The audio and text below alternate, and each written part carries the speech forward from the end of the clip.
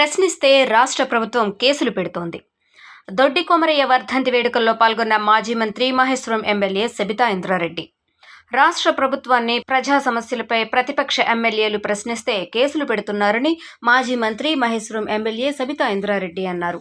మహేశ్వరం మండల కేంద్రంలో కురుమ సంఘం ఆధ్వర్యంలో ఏర్పాటు చేసిన తెలంగాణ తొలి అమరవీరుడు దొడ్డి కొమరయ్య విగ్రహాన్ని ఆవిష్కరించారు. ఈ సందర్భంగా ఎమ్మెల్యే సబితా ఇంద్రారెడ్డి మాట్లాడుతూ ప్రజా సమస్యలపైన మాట్లాడితే బీఆర్ఎస్ పార్టీ ఎమ్మెల్యేలు కౌశిక్ రెడ్డి, కోవా లక్ష్మి మీద రాష్ట్ర ప్రభుత్వం కేసులు పెట్టడం విడ్డూరంగా ఉందన్నారు.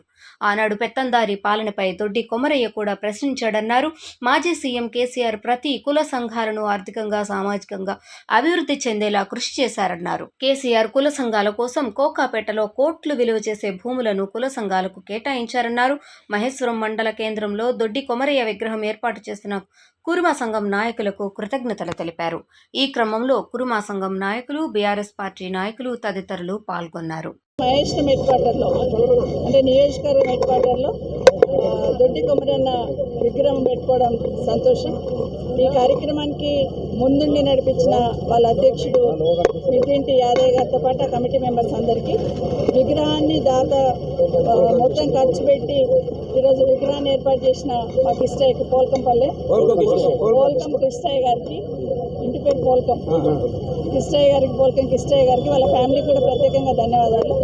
ఎందుకంటే తన సొంత డబ్బులతో 2 లక్షల ఖర్చు పెట్టి ఈ విగ్రహాన్ని ఆవిష్కరించి భావితరాలకు ఆదర్శంగా నిలిచిన కిష్టయ్య కూడా అభినందనలు తెలియజేస్తా ఉన్నాను. చాలా సంతోషం. ఈరోజు మా సోదరులందరూ కూడా, కుటుంబ సోదరులందరూ కూడా, ఎవరో కుటుంబ సభ్యులందరికీ కూడా అభినందనలు తెలియజేస్తా ఉన్నాను. తెలంగాణ రాష్ట్రం ఏర్పడిన తర్వాత, కేసీఆర్ గారు ముఖ్యమంత్రి అయిన తర్వాత అన్ని వర్గాలకు సంబంధించిన పెద్దలందరినీ కూడా పూర్వకాలంలో సమాజం కోసమో, లేకపోతే కుటుంబం కోసమో, భుక్తి కోసమో, భూమి కోసమో పోరాటాలు చేసి అసూలు పాసిన వాళ్ళు చాలామంది ఉన్నారు. వాళ్ళందరినీ, అలాంటి అమరులందరినీ కూడా ఈరోజు గుర్తు చేసుకోవాల్సిన అవసరం ఉందని తెలంగాణ రాష్ట్రం వచ్చిన తర్వాత ఒక్కొక్క వర్గానికి సంబంధించిన, ఒక్కొక్క కులానికి సంబంధించిన ఆ రోజు ప్రజల కోసం ప్రాణత్యాగాలు చేసిన వాళ్ళందరినీ గుర్తించి ఈరోజు ఈ తెలంగాణ రాష్ట్రంలో గౌరవించుకోవడం జరుగుతూ ఉంది. అట్లే దొడ్డి కొమరన్న ఉత్సవాలను కూడా అధికారికంగా నిర్వహించమని కేసీఆర్ గారి ఆదేశంతో అధికారికంగా నిర్వహించడం.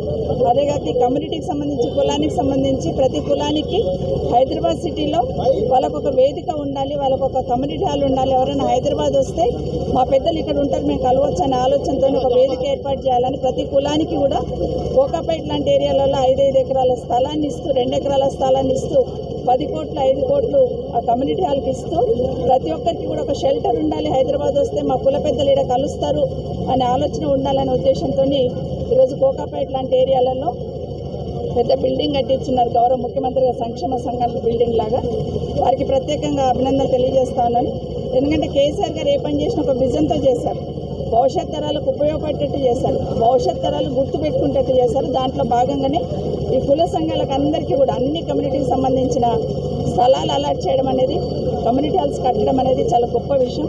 వారికి ప్రత్యేకంగా ధన్యవాదాలు. అట్లాగే మా సోదరులకు అందరికీ కూడా ఈ మహేశ్వరంలో ఏర్పాటు చేసినందుకు ఈ ప్రాంతం శాసనసభ్యురాలుగా వారందరికీ అభినందిస్తూ, తప్పకుండా ప్రభుత్వం నుండి రావాల్సిన ప్రతి ఒక్కటి కూడా హక్కుగా మీకు వచ్చేటట్టు చేయడానికి తప్పకుండా ప్రయత్నం చేస్తాను.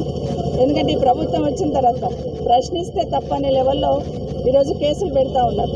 ఈరోజు ఇద్దరు శాసనసభ్యుల మీద, కోవా లక్ష్మి గారు కానీ కౌశిక్ రెడ్డి గారి మీద కేసులు ఏదైతే పెట్టినారో, ప్రజా సమస్యల మీద గలమెత్తి ప్రభుత్వాన్ని నిలదీయడం అనేది ఈనాడు కాదు, ఆ రోజు దొడ్డి కొమరన్న నుండి వచ్చిన్నది. ఆ రోజు కొమరన్న కూడా అలాగే ప్రశ్నించున్నాడు. ఆ రోజున పాలకులను ప్రజల పక్షాన్ని ప్రశ్నించున్నారు. ఈరోజు కూడా శాసనసభ్యులుగా, ప్రతిపక్ష శాసనసభ్యులుగా ప్రభుత్వాన్ని ప్రజల పక్షాన నిలదీస్తూ ఉంటాం. దాన్ని తప్పుగా భావించి ప్రభుత్వం ఏదైతే కేసులు పెడతా ఉన్నారో ఇంతకన్నా దౌర్భాగ్యం లేదు. ఇదేనా ప్రజాపాలన అని ముఖ్యమంత్రి గారిని సూటిగా ప్రశ్నిస్తూ, ప్రజల సమస్యల పట్ల స్పందించడం కానీ, ప్రజల సమస్యల పట్ల పోరాటం చేసే రైట్ ప్రతి శాసనసభ్యుడికి ఉంటుంది. దానిలో ప్రతిపక్షంలో ఉన్న మాకు ఇంకా ఎక్కువగా ఉంటుంది. దాన్ని సద్విమర్శగా తీసుకొని ప్రజలకు మేలు చేసే ప్రయత్నమే చేయాలి, కానీ కేసులు పెట్టి భయపెట్టిస్తామనే నానుడి పక్కన పెట్టి ఇప్పటికైనా ఇద్దరు శాసనసభ్యుల మీద పెట్టిన కేసులను విత్డ్రా చేసుకోవాలని గౌరవ ముఖ్యమంత్రి రేవంత్ రెడ్డి గారికి, కాంగ్రెస్ ప్రభుత్వాన్ని కోరుతా ఉన్నాను.